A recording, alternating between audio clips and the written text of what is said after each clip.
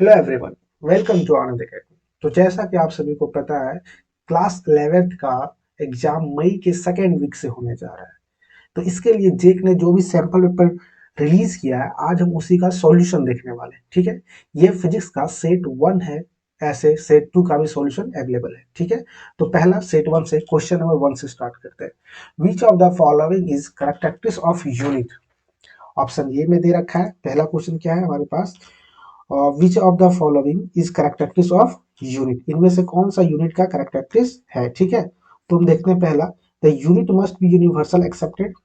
दूसरा, it must be universal and well defined, ये भी सही है। It must be suitable size and easily available, ये भी सही है। यानी कि ऑप्शन डी इज करेक्ट। ठीक है, option number D is correct. Second one is, second जो हमारे पास है, क्या रखा है, the dimensional formula of gravitational constant. Dimensional formula of gravitational constant, देखो ग्रेविटेशनल कांस्टेंट होता क्या है, तो एफ बराबर जी m1 m2 upon are square. ठीक है, ये क्या है, फोर्स, तो फोर्स का क्या होता है, मीटर केजी मीटर पर सेकेंड स्क्वायर। ठीक है, इक्वल टू जी को निकालना ही है, इनटू ये क्या है, मास m1 m2, यानी कि केजी इंटू केजी अपॉन ये मीटर स्क्वायर। ठीक है, अब यहाँ से हमको जी को निकाल लो। अब देखो क्या आ जाएगा, KG into metre square upon second का स्क्वायर इंटू केजी स्क्वायर। क्यों, क्रॉस मल्टीप्लाई, बेसिकली यहाँ पर हम क्रॉस मल्टीप्लाई कर चुके हैं। ठीक है, अब देखो एक केजी से केजी स्क्वायर कैंसिल, आया क्या, केजी का पावर -1 यानी कि, और मीटर का क्यूब अपॉन टी सेकेंड का स्क्वायर, ये इसका यूनिट आया। हमें डायमेंशन चाहिए, तो केजी के लिए क्या लिखेंगे, m की पावर -1, l की पावर 3 और t की पावर -2। तो ये डायमेंशनल फॉर्मूला निकल के आया अपना ग्रेविटेशनल कांस्टेंट का। आने का ऑप्शन कौन सा सही, ये सही का नहीं, एम की पावर या माइनस नहीं है। दूसरे में एम की पावर प्लस में, यहाँ भी गलत है, ये माइनस सही है। एल की पावर 3 भी सही है, टी की पावर -2, यानी कि ये option number C is correct. ठीक, अब चलते हैं क्वेश्चन नंबर 3 पे। Which of the following is a pair of same dimension? इनमें से कौन सा किसका पेयर का सेम डायमेंशन है? क्या specific heat and latent heat? नहीं। Impulse and momentum? यस, यही है। ठीक है, specific heat and latent heat का नहीं है। सरफेस टेंशन एंड फोर्स, ये भी सेम नहीं होता है। Moment of inertia and torque, ये भी नहीं। Option number B is correct. ठीक है, option number B is correct. Now अब आगे बढ़ते हैं। ठीक है, आगे बढ़ते हैं क्वेश्चन नंबर 4 पर। ठीक है, क्वेश्चन नंबर 4 में क्या है, क्वेश्चन नंबर 4 है अपने पास, which of the following are not unit of time? इसमें से कौन सा टाइम का यूनिट नहीं, सेकेंड है, ये भी है, ईयर ये भी है, लेकिन लाइट ईयर, लाइट ईयर ना सेकेंड टाइम का यूनिट नहीं है, डिस्टेंस का है। जो लाइट ईयर होता है वो डिस्टेंस का, यानी कि option number D is correct. Question number 5, the SI unit of torque is? Torque का एसआई यूनिट क्या है, तो टॉर्क बराबर होता क्या है, टॉर्क बराबर फोर्स इंटू परपेंडिकुलर डिस्टेंस। तो फोर्स का न्यूटन, परपेंडिकुलर डिस्टेंस का मीटर, तो बना न्यूटन मीटर। क्या एसआई यूनिट किसका, टॉर्क का। ठीक है, तो टॉर्क का SI unit newton metre. Option number A is correct. KG metre per second, नहीं ये भी गलत है। केजी मीटर पर सेकंड, नहीं ये भी गलत है, ये भी गलत है, यानी कि option number A is correct. ठीक है, तो क्वेश्चन नंबर 6 पे आते हैं। The slope of velocity of time graphic, the slope of velocity time graph. Velocity time graph में स्लोप क्या बताता है, वेलोसिटी टाइम ग्राफ में स्लोप क्या बताता है? देखो, अगर हम वेलोसिटी स्लोप, वेलोसिटी और टाइम का ग्राफ ड्रॉ करें, तो ये वेलोसिटी है। अगर मान लेते हैं वेलोसिटी टाइम ग्राफ ऐसे गया, ठीक है, जो स्लोप रहता है उस स्लोप क्या, ये थीटा देता है। ठीक है, इस पर अगर वेलोसिटी ले, इस पर टाइम ले, तो वेलोसिटी वर्सेस टाइम ग्राफ अगर निकाल लें, तो जो स्लोप रहता है, स्लोप क्या होता है, ये इसका जो टेन थीटा रहता है वही स्लोप कहलाता है। यानी सिंपल बोले तो डीवी बाई डी टी, यही इसका स्लोप है। और डीवी बाई डी टी किसके बराबर होता है, एक्सलरेशन के। ठीक है, डीवी बाई डी टी होता है इक्वल एक्सलरेशन का। इसका मतलब the slope of velocity time रहा क्या हुआ, डिस्प्लेसमेंट नहीं, वेलोसिटी नहीं, एक्सलरेशन जी हाँ एक्सलरेशन, फोर्स नहीं। तो ऑप्शन कौन सा सही हुआ, सी, एक्सलरेशन। ठीक है, क्वेश्चन नंबर 6 का ऑप्शन सी सही हुआ, acceleration is the correct answer. Okay, now आगे बढ़ते हैं क्वेश्चन नंबर 7 पे। A ball is projected with velocity 20 metre पर second vertically. Find the distance travel first 2 second. कोई अगर बॉल है, ठीक है, एक बॉल को प्रोजेक्ट किया गया, कैसे? वर्टिकली। वर्टिकली प्रोजेक्ट करा गया, इसका मतलब क्या है कि उस बॉल को हमने ऊपर की ओर फेंका, ठीक है, कितने मीटर पर सेकेंड से? तो एक बॉल है, उसको यहां से फेंका गया वर्टिकली, कितना स्पीड के साथ फेंका गया? तो 20 मीटर पर सेकेंड। आपको बताना है कि 2 सेकंड में कितना दूर गया होगा। Distance travel first 2 second, time दे दिया है, टाइम कितना है? 2 सेकंड। एस पूछा है, क्या होगा? ठीक है, यहाँ पे एक्सेलरेशन कितना है? -g। सॉल्व करेंगे तो एस बराबर U T plus half A T square. You कितना है? 20, टाइम कितना है? 2 सेकंड प्लस हाफ, एक्सेलरेशन कितना है? अभी फिलहाल हम तो यहाँ 10 ले लेते हैं, ठीक है, तो -10। और टी कितना है? 2 का स्क्वायर। इसको सॉल्व करेंगे तो आ जाएगा 40 माइनस, देखो ये चला गया, यानी कि -5 प्लस, यहाँ +5 रहेगा, -5 इंटू 2 का स्क्वायर 4, बोले तो 40 प्लस माइनस माइनस 5 4 जा 20, बोले तो 20 मीटर। ऑप्शन नंबर कौन सा सही होगा? ये ऑप्शन नंबर ए 20 मीटर, ठीक है। Question number 8, the acceleration which type of the physical quantity. Acceleration कौन सा है? वेक्टर, स्केलर, टेंसर या नॉन ऑफ दिस? तो ऑब्वियसली वेक्टर है, क्यों? क्योंकि एक्सेलरेशन के पास एक तो मैग्नीट्यूड होता है, और सेकेंड इसके साथ, इसमें जो होता है मैग्नीट्यूड के साथ साथ डायरेक्शन भी होता है। तो मैग्नीट्यूड और डायरेक्शन साथ साथ होने की वजह से ये एक वेक्टर क्वांटिटी, ठीक है। तो क्वेश्चन नंबर 8 का कौन सा आंसर हुआ? Vector. Option number A is correct. Okay, अब आगे बढ़ते हैं। आगे क्या है क्वेश्चन नंबर 9 में? The displacement of an object is zero, then what can be the say about the distance covered. अगर कोई ऑब्जेक्ट है जिसका डिस्प्लेसमेंट जीरो है, डिस्प्लेसमेंट इसका जीरो है, तो डिस्टेंस क्या क्या हो सकता है? तो देखो, सबसे पहली बात तो ये समझो कि जो डिस्टेंस होता है ना, वो या तो डिस्प्लेसमेंट से बड़ा होगा या उसके बराबर होगा, ठीक है। जो डिस्प्लेसमेंट होता है वो कभी भी डिस्टेंस से बड़ा नहीं होता है, ठीक है। तो देखो, पहला क्या है? डिस्टेंस उसका जीरो, क्या जीरो है देख लेते हैं फिर से एक बार। The displacement of object is zero, displacement zero है, यानी कि ऑब्जेक्ट जहां से चलना शुरू किया वापस वहीं पे आ गया होगा। एक केस तो ये हुआ, तब डिस्प्लेसमेंट जीरो हो सकता है। दूसरा केस क्या हो सकता है कि डिस्प्लेसमेंट ही कुछ चला ही ना हो, तो यहाँ डिस्टेंस भी जीरो होगा,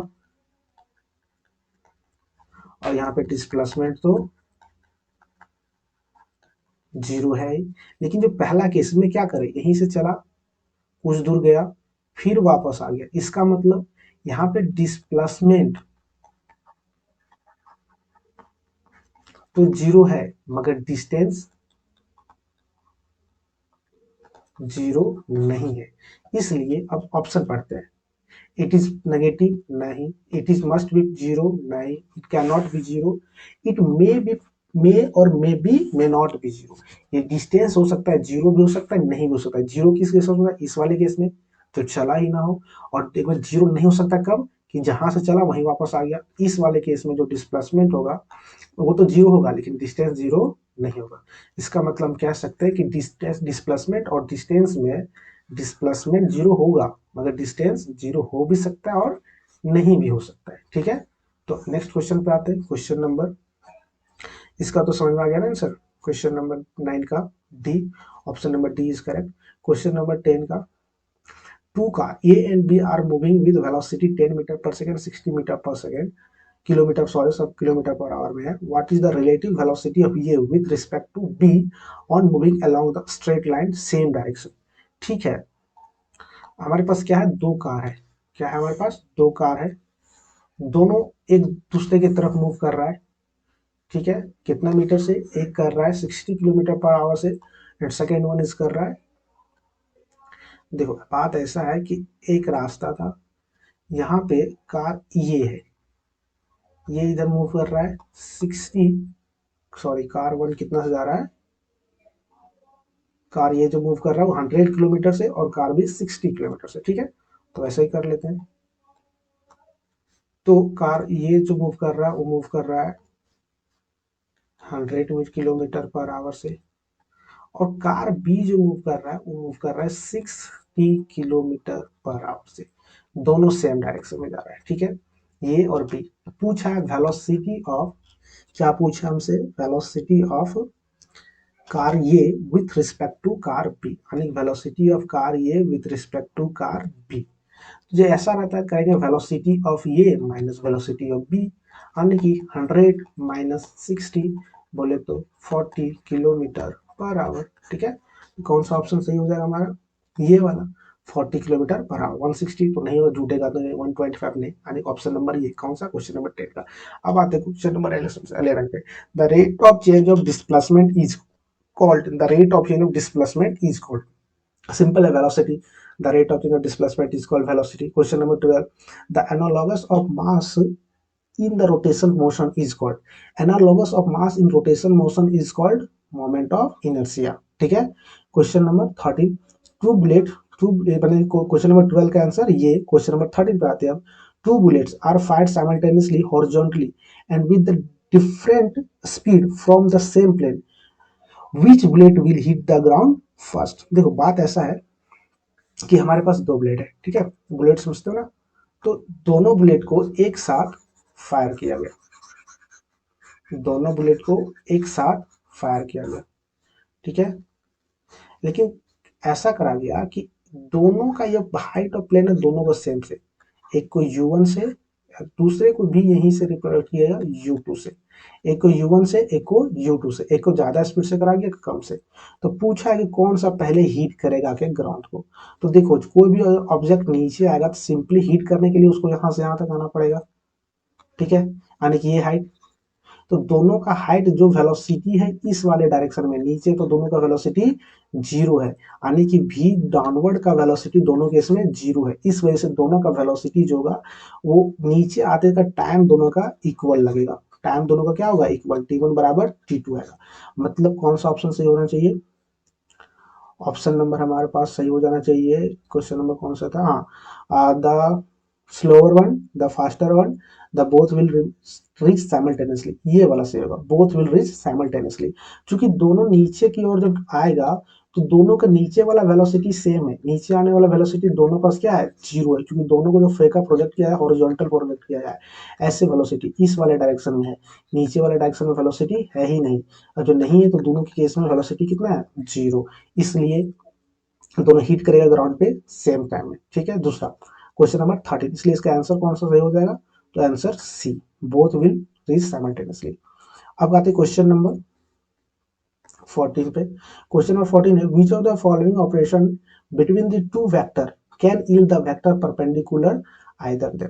कह रहा है कि हमारे पास दो वेक्टर, मान लेते हैं वेक्टर ए और वेक्टर बी, हम कैसे पता करें दोनों परपेंडिकुलर है कि ना है।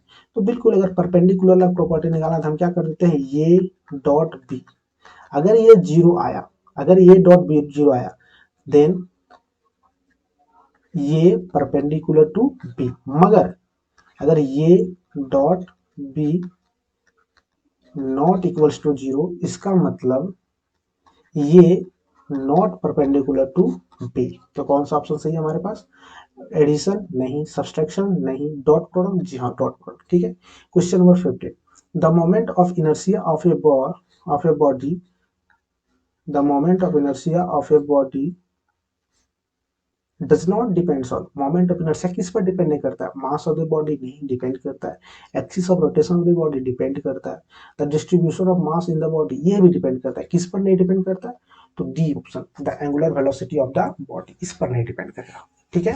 अब question number 16, the horizontal range of the projectile maximum when the angle between angle of projection is. अगर हमें कोई प्रोजेक्ट करना है, ठीक है ना, अगर मान लो ऑब्जेक्ट से प्रोजेक्ट किए, तो कह रहा है कि ये वाला जो है मैक्सिमम कब जाएगा, किस एंगल से इसको फेंका जाए कि जो रेंज है वो मैक्सिमम आए। तो इसके लिए याद रखना थीटा 45 डिग्री होता है, ठीक है। तो कितने डिग्री पे, 45 डिग्री।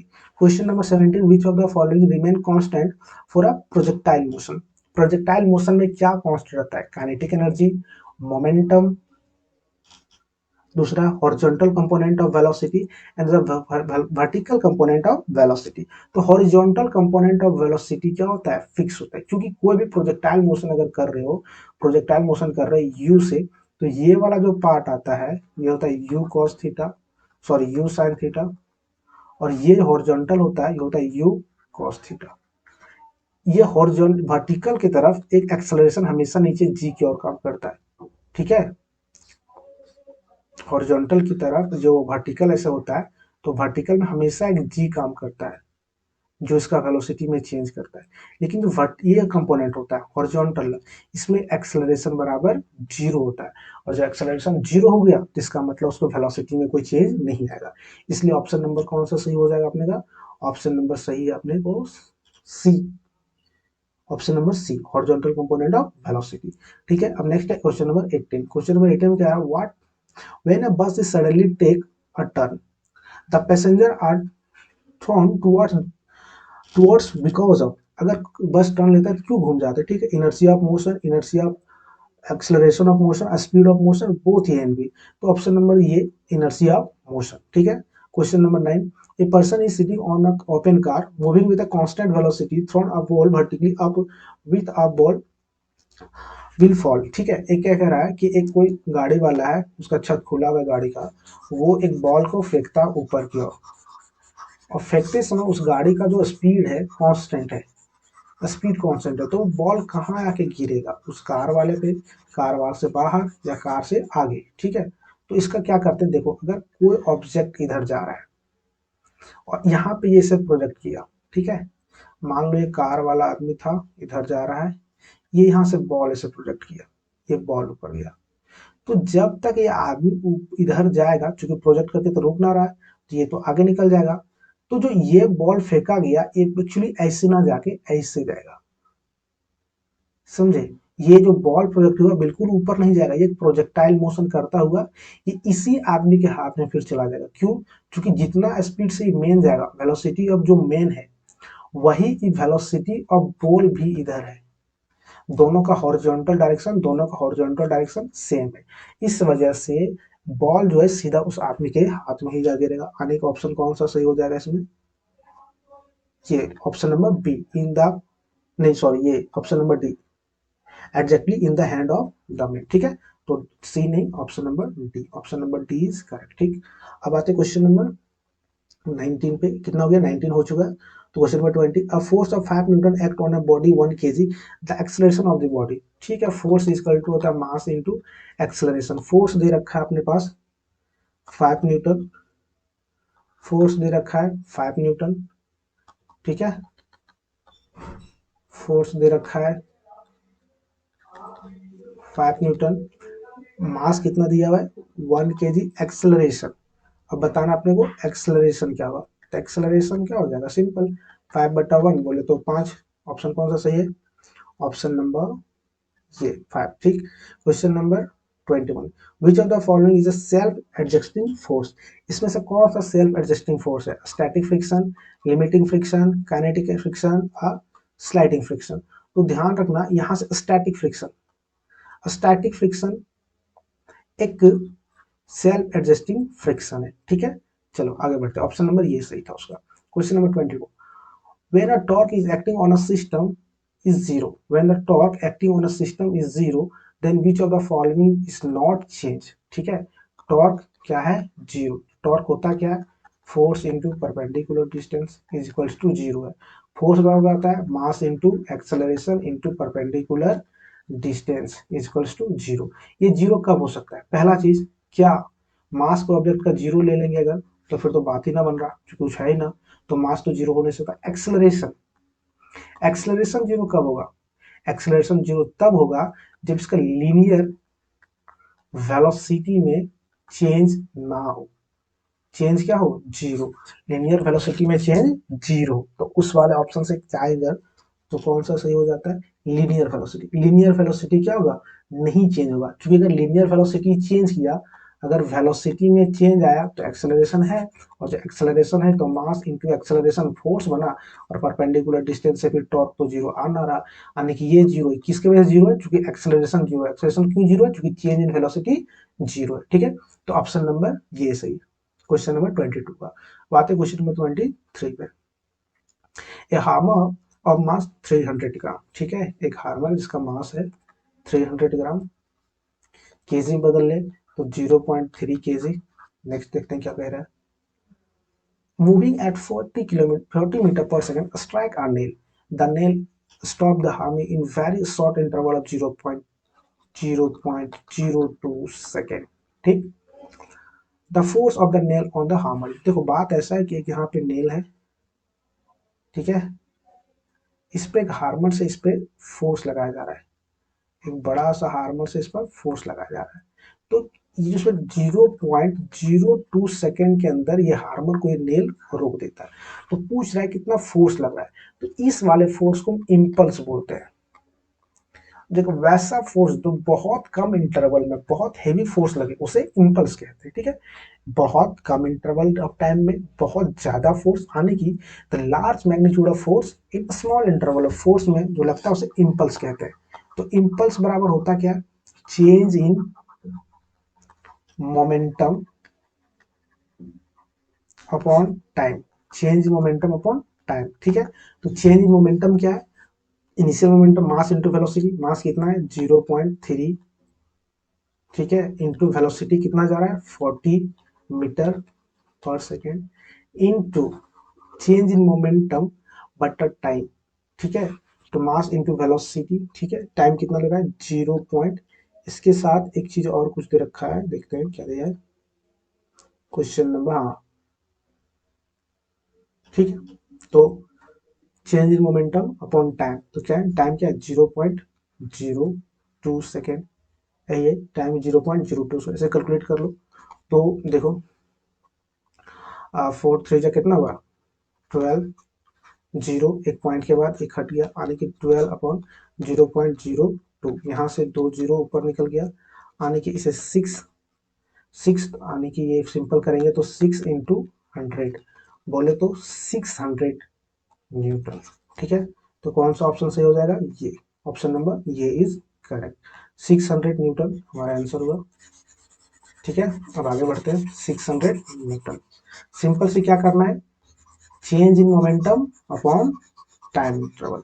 तो मोमेंटम इनिशियली क्या था, इनिशियल मोमेंटम था हमारे पास, मास कितना था 0.3 इंटू 40 माइनस जीरो, चूंकि हार्मर तो रुक गया, टाइम कितना है 0.02 सेकेंड। इसे कैलकुलेट करोगे तो आ जाएगा सिंपली 12 अपॉन 0.02। इसे और कैलकुलेट अगर कर दोगे तो आ जाएगा 600 न्यूटन। ये अपना का आंसर है, option number A is correct. ठीक है, आगे बढ़ते हैं।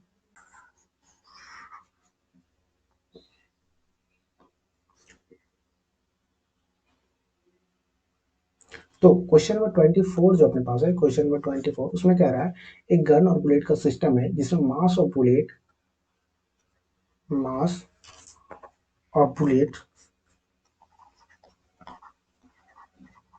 इक्वल टू दे रखा है कितना हमारे पास 40 ग्राम। ठीक है, इसे केजी में अगर कन्वर्ट करें तो 40 अपॉन 1000, 10 से 10 आने की, इसे और अगर कैंसिल करें तो 1/25 केजी। ठीक है, इसे ही कर देते हैं। दूसरा कह रहा है मास ऑफ गन, ये अपने पास है 8 केजी। इससे बुलेट जो फायर हो रहा है, बुलेट जो फायर हो रहा है वो हो रहा है 800 मीटर पर सेकेंड। पूछा रिकॉइल वेलोसिटी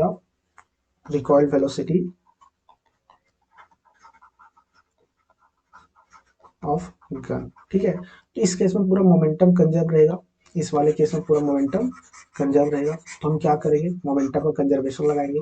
तो बताओ इनिशियल मोमेंटम पहले निकालेंगे, तो पी इनिशियल, तो गन भी रुका हुआ था और ये भी रुका हुआ है, आने की इनिशियल मोमेंटम जीरो रहेगा, क्यों, कुछ मोशन कर ही ना रहा था।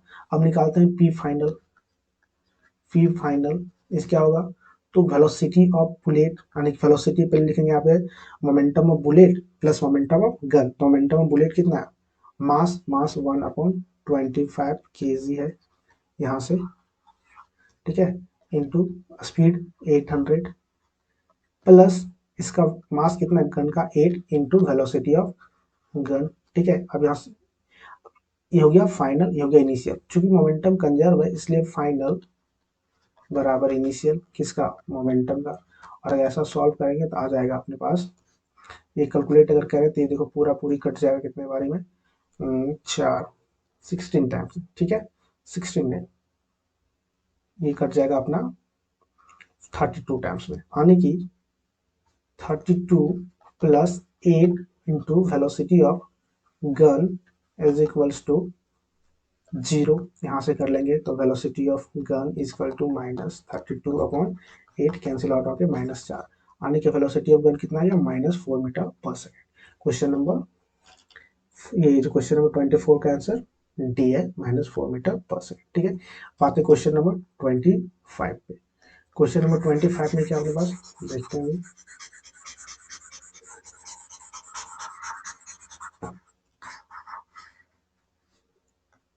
क्वेश्चन नंबर 25 में है the force required to accelerating a 3 kg mass at 5 metre पर सेकेंड। एक 3 kg का मास है, 3 kg का मास है, इसको कितना एक्शन देना है, 5 मीटर पर सेकेंड स्क्वायर। दूसरा एक ऑब्जेक्ट है जिसका मास दे रखा है 4 kg, इसको एक्सलेट करना है 4 मीटर पर सेकेंड। इसका मास है 4 kg, इसको एक्सलेट करना है 4 मीटर पर सेकेंड और स्क्वायर से। What will be the force, पूछा फोर्स, तो यार इसका फोर्स निकालो। बोलो क्या था, मास इनटू एक्सेलरेशन, बोले मास कितना है 3 और एक्सेलरेशन कितना 5, तो 5 चले जाए 15 न्यूटन। इसमें कितना 4 4 16 न्यूटन। क्या पूछ रखा है, कौन सा बड़ा होगा, यही ना पूछा है। जीरो बोथ केस नहीं, जीरो कैसे लगेगा, सेम इन बोथ केस नहीं, ग्रेटर इन 3 kg इन 5 kg नहीं। Option number D is correct, तो क्वेश्चन नंबर 25 को ऑप्शन नंबर डी करेक्ट है। ठीक है, question number 26 the centripetal force acting on a body undergoing the circular motion is. अगर एक object circular motion करता है, अगर एक सर्कल मोशन भी चलता है, तो एक सेंटर की तरफ फोर्स लगता है जिसे हम एफ सेंट्रीपिटल कहते हैं। इसका वैल्यू होता है एम बी स्क्वायर अपॉन, या फिर होता है एम ओमेगा स्क्वायर आर। तो यहाँ पे कौन सा दे रखा है, M B square upon R. बोले तो ऑप्शन नंबर ये सही। ठीक, question number 27 an object when two object A and B are moving with same momentum, mass of B is greater than the mass of A, which of the following object have greater kinetic energy। ठीक है, चलिए इसे solve करते हैं। Question number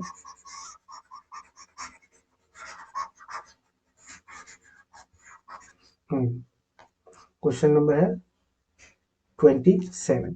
two object A and B moving with same momentum, एक ये है एक बी है, दोनों का मोमेंटम सेम है। ठीक है, और पूछा काइनेटिक एनर्जी किसका ज्यादा होगा किसका कम होगा। इसके साथ एम का मास बड़ा है, किसका मास बड़ा है, पी का। Mass of P is greater then mass of ये, यानी बड़ा वाला का एम मान लेते हैं, इसका स्मॉल एम मान लेते हैं, ये इससे बड़ा है।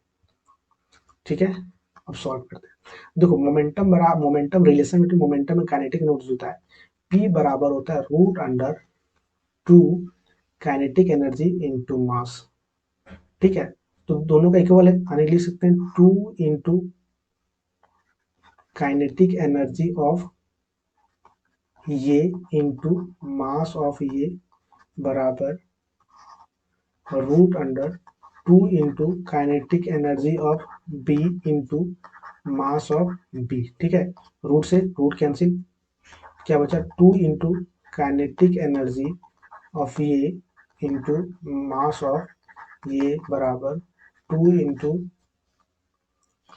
Into kinetic energy 2 into kinetic energy of B into mass of B. ठीक है, अब 2 से 2 भी कैंसिल आउट हो गया, और क्या बचा kinetic energy of A into mass of A is equals to kinetic energy of B into mass of B. तो देखो ये मास ऑफ बी बड़ा है इसलिए इसका ये छोटा होगा, यानी किसका काइनेटिक एनर्जी जाएगा ये का। ठीक है, kinetic energy of A is greater than kinetic energy of B. कौन सा ऑप्शन सही हो जाएगा, हैव काइनेटिक एनर्जी, तो ऑब्वियसली ये का काइनेटिक एनर्जी ज्यादा है। ठीक है, question number 28 area under the force displacement represent force and displacement. Force और डिस्प्लेसमेंट, अगर ये फोर्स है ये डिस्प्लेसमेंट है, ठीक है, एस है डिस्प्लेसमेंट। तो इसके अंदर का जो एरिया रहता है, ये जो एरिया रहता है वो वर्क देता है। ठीक है, आप कर लोगे कौन सा, वर्क। ऑप्शन कौन सा सही हो जाएगा, work done, option number D. Question number 929, which what is the average power required to lift a mass of 100 kg to a height of 50 metre in 50 second. ठीक है, क्या है कि एक ऑब्जेक्ट है जिसको उठाना है, इसका मास दे रखा है, मास कितना दे रखा है अभी देखते हैं। मास दे रखा है 100 kg। ठीक है, मास दे रखा है 100 kg, इसे लिफ्ट करना है, हाइट कितना उठाना है 50 मीटर, टाइम कितने में उठाना है 50 सेकेंड में। ठीक है, तो पावर पूछा है, power is equal to what, तो power is equal to the work done upon time taken. ठीक है, तो वर्क क्या करना होगा, इसको उठाने के लिए 50 metre, M G H upon time. M कितना है 50, जी कितना है 9.8, और एच कितना उठाना है 50 मीटर उठाना है, टाइम कितना लग रहा है 50 सेकेंड लग रहा है। इसे इसे यहाँ से कैंसिल, सॉरी मास इसका दे रखा है 100 kg, तो यहाँ 50 नहीं 100 लेना होगा। ठीक है, तो 100 इंटू 9.8 जो कि आ जाएगा 980 वाट। ठीक है, तो ऑप्शन कौन सा सही हो जाएगा अभी चेक करते हैं। Option number A is correct. ठीक है, अब आते हैं नेक्स्ट पे। Question number 30, the moment of inertia of a rod of mass M and length L is axis perpendicular to the rod पीड पॉइंट। ठीक है, देखो कह रहा है कि एक ऐसे रोड है, उस रोड को हम रोटेट कर रहे हैं, उस रोड को रोटेट कर रहे हैं इसके यहाँ से, इस वाले एक्सिस को लेके मिड पॉइंट से। तो इसका जो ऐसे रोटेट करने पे मोमेंट ऑफ इनर्शिया क्या होगा, तो यहाँ जो मोमेंट ऑफ इनर्शिया होगा वह एम एल स्क्वायर अपॉन 12। ठीक है, अगर इसी रॉड को हम यहाँ से रोटेट करते हैं इसका एक इंच से, तो आ जाता एम एल स्क्वायर अपॉन 3। ठीक है, चलो तो ऑप्शन कौन सा है, एम एल स्क्वायर अपॉन 12 बोले तो option number C. Question number 31 में क्या रखा है, due to applied of 5 newton force on object move 10 metre along a perpendicular direction, the work done, what is work done। क्या रखा है कि ऑब्जेक्ट है जो एक फोर्स लगने से इस पर डिस्प्लेसमेंट हो रहा है, फोर्स लगने से डिस्प्लेसमेंट हो रहा है। फोर्स कितना लगा रहा है, फोर्स लगा रहा है आपके 5 न्यूटन। ठीक है, एंड डिस्प्लेसमेंट है 10 मीटर। लेकिन ध्यान रखें दोनों का बीच का एंगल 90 डिग्री दिया है। तो वर्क पूछा, वर्क होता है एफ डॉट डी एस, बोले तो F S cos theta, theta cos 90 दे रखा है, कॉस 90 का वैल्यू 0, तो ये पूरा चीज 0, सबको 0, वर्क डन 0। ऑप्शन नंबर कौन सा सही, work done 0, option number D. Option number D is correct, work done is 0। Work done is 0 क्यों, क्योंकि दोनों का जो वर्क फोर्स और डिस्प्लेसमेंट के बीच का एंगल अगर 90 डिग्री हो जाए तो कॉस थीटा 0 हो जाता है, that's why work done is 0। ठीक है, नेक्स्ट देखते हैं question number 32, the work perform in object does not depends on. Work किस पर डिपेंड नहीं करता है, पहला डिस्प्लेसमेंट पे बिल्कुल करता है। वर्क बराबर होता है एफ एस कॉस थीटा, ये क्या है फोर्स, एस क्या है डिस्प्लेसमेंट, एस है डिस्प्लेसमेंट, थीटा क्या है angle between force and displacement. देखते हैं कौन सा ऑप्शन सही आता है।